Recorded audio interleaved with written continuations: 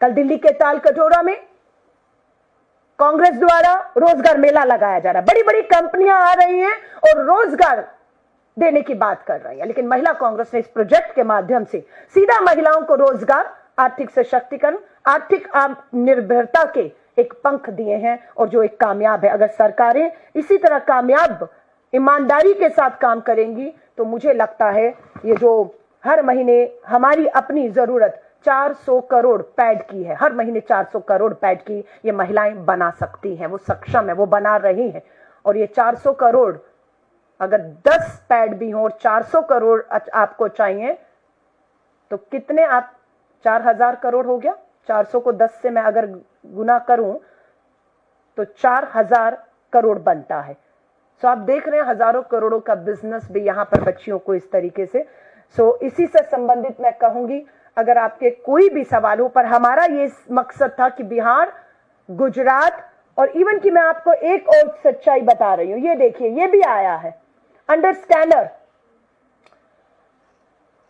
Cut in GST rate on sanitary pad, right. उसके बाद भी 20% सैनिटरी पैड यूसेज है इंडिया में। ये मैं नहीं कह रही, रिपोर्ट्स हैं कि देश में 20% सैनिटरी पैड जो आधुनिक है, महंगे हैं, जो बड़ी बड़ी मशीनों से, जो चीन से आई, मेक इन इंडिया की बात कर रहे हैं, और मेक इन इंडिया की मशीनों को हमने लिया है। और आपने बड़े बड़े उद्योगपति जो चाइना की मशीनें लेकर आपको सब्सिडाइज रेट पर पैड दे रहे हैं और वो भी पैड बच्चियों तक नहीं पहुंच रहे हैं, आपके भ्रष्टाचार की बलियां चढ़ रहे हैं। सो ये मॉडल अपने आप में। और एक और आपने देखा, ये माई बहन मान योजना, हमने कहा है कि हम बिहार में अगर सरकार में आएंगे तो हर महिला को प्रति महीने 2500 रुपया देंगे। अब बात थी कि वो 2500 रुपया लेकर सरकार से उसको खर्च कर देगी, उसे जमा करेगी, रखेगी, या उसे इन्वेस्ट करेगी। प्रियदर्शिनी उड़ान ने उन बिहार की महिलाओं को, इवन आप देखेंगे तेलंगाना में, कर्नाटक में, हमारी जो सरकारें आर्थिक हर महीने लाभ दे रही हैं, हम उन महिलाओं को किस तरीके इन्वेस्ट करके, बिजनेस करके, काम और कमाई करके वो अपने आप को आर्थिक सशक्त करते हैं, इस पे ध्यान है। अब ये 2500 रुपया जब महिलाओं को मिलेगा तो इससे क्या लेंगी? कच्चा माल लेंगी। और 2500 जब कच्चे माल पर लगाएंगी, प्रोडक्ट बनेगा तो वो 2.5 का 5000 करेंगी और अगले महीने फिर सरकार का 2500 आएगा और उसका 5000 जमा होगा।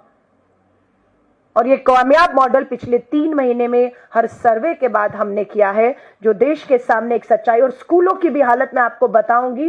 ये आपका गुजरात का, हमारे पास 2019 और 20 के बाद आंकड़े ये सरकार जारी करने से डरती है। ये सरकार आंकड़े सच्चाई नहीं लाना चाहती क्योंकि ये बेनकाब होती है। 2019 और 20 के बाद हमारे पास जानकारी नहीं है, लेकिन ये बताते हैं कि 29% किशोरियां जिनकी उम्र 14 से 17 थी उच्च माध्यमिक स्कूल में रही हैं। कितनी? 29% रह गई हैं। मैं इसको चलिए 30 मान लेती हूं। 30% बच्चियां स्कूल में रही, बाकी 70% बच्चियों ने, जिनकी उम्र 14 से 17 है, मात्र इस महामारी की वजह से, सुविधाएं ना होने की वजह से अपनी स्कूली शिक्षा को गुजरात में छोड़ दिया है। मध्य प्रदेश में 15 से 17 वर्ष की उम्र की 10% लड़कियों की उपस्थिति है। स्कूल में कितनी है? मात्र 10% बच्चियां पढ़ रही हैं और 90% की उपस्थिति नहीं है। यह आपको लगता है कि बहुत आम बात है?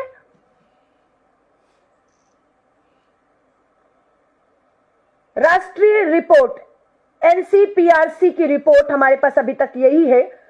15 और 18 वर्ष की लड़कियों में 39.4%, यानी कि मैं फिर इसको 40 मान लेती हूं, 40% स्कूली शिक्षा से बाहर हो चुकी हैं।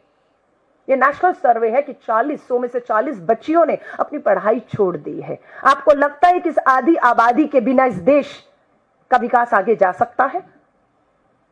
गंभीर बीमारी, कैंसर जैसी बीमारी मात्र आपके ये भ्रष्टाचार, आपके खोखले विज्ञापन, प्रचार प्रसार की वजह से हमारी बेटियां, हमारी महिलाएं गंभीर बीमारी का शिकार होकर जो है, मौत के आंकड़े भी देखेंगे तो कम नहीं है। सो मैं आज एक बार फिर से कांग्रेस नेता, पूर्व कांग्रेस अध्यक्ष, लोकसभा में नेता विपक्ष श्री राहुल गांधी जी का तहे दिल से इसलिए धन्यवाद करते कि अगर उन्होंने भारत जोड़ो न्याय यात्रा ना की होती, उसमें नारी न्याय के नारे के तहत महिलाओं के नारी के आर्थिक, राजनीतिक, सामाजिक न्याय पर बात ना की होती, तो शायद आज हम इस दिशा में बढ़ भी ना पा रहे होते। और जिस दिशा में हम बढ़ रहे हैं, उस दिशा में हम महिलाओं की, बच्चियों की खासतौर से जिंदगियों में एक बड़ा बदलाव करके उन्हें आर्थिक और सामाजिक रूप से स्वच्छता के रूप में भी एक बड़ा बदलाव लाने के ईमानदारी से कामयाब प्रयास को होते हुए देख रहे हैं।